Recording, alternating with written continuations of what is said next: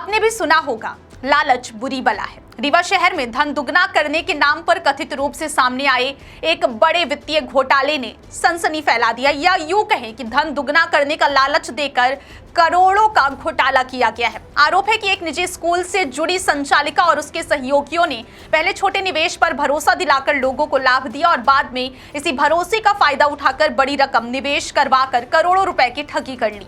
इस पूरे मामले में प्रभावितों में ज्यादातर उसी स्कूल की शिक्षिकाएं, उनके परिजन और शहर के कई अन्य लोग शामिल बताए जा रहे हैं। पीड़ितों का दावा है कि यह घोटाला 100 करोड़ रुपए से भी अधिक का हो सकता है। हालांकि क्या आपको बोरवेल करवाना है लेकिन लोकल और सस्ते पाइप्स लगाकर हो गए हैं परेशान? तो अब आपके शहर में आया है न्यूट्रॉन 40 kg बोरवेल पाइप। दमदार क्वालिटी के साथ 10 साल की गारंटी, ज्यादा मजबूती और लंबी उम्र का वादा। तो अगली बार बोरवेल करवाएं, केसिंग पाइप सिर्फ न्यूट्रॉन 40 kg ही लगवाएं। इसकी आधिकारिक पुष्टि अभी तक नहीं हो पाई है।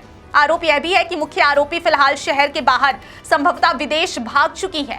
पीड़ितों के अनुसार यह पूरा खेल एक सुनियोजित तरीके से लंबे समय तक चलाया गया। शुरुआत में लोगों को छोटी रकम निवेश करने पर हर महीने 2 गुना या आकर्षक रिटर्न दिया जाता था, जिससे विश्वास मजबूत हुआ। धीरे धीरे जब भरोसा जम गया तो लोगों से बड़ी बड़ी रकम जमा कराई गई। कई लोगों ने बताया कि उन्हें न सिर्फ व्यक्तिगत रूप से बल्कि अपने रिश्तेदारों और परिचितों को भी इस योजना से जोड़ने के लिए प्रेरित किया गया। आरोप है कि इस दौरान कुछ लोगों को notarised agreement, post dated cheque और अन्य दस्तावेज भी दिए गए, जिससे निवेश पूरी तरह सुरक्षित प्रतीत हो।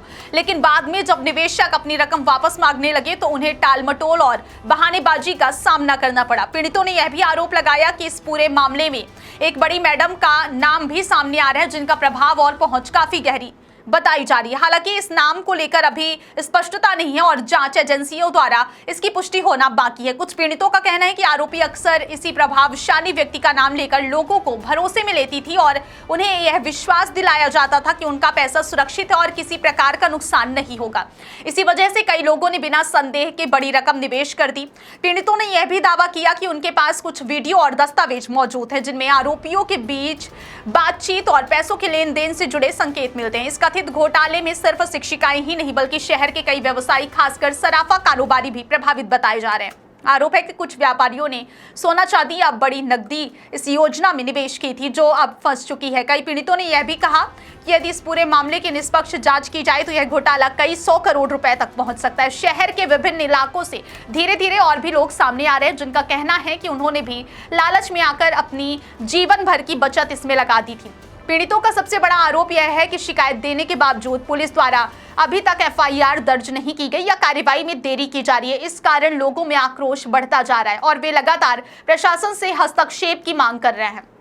कुछ पीड़ितों ने मीडिया के सामने आकर अपनी आपबीती साझा की और आरोपियों की तत्काल गिरफ्तारी तथा उनकी रकम की वापसी की मांग की है। उनका कहना है कि जब उन्हें यह एहसास हुआ कि उनके साथ धोखा हुआ है, तब तक आरोपी शहर छोड़कर जा चुकी थी।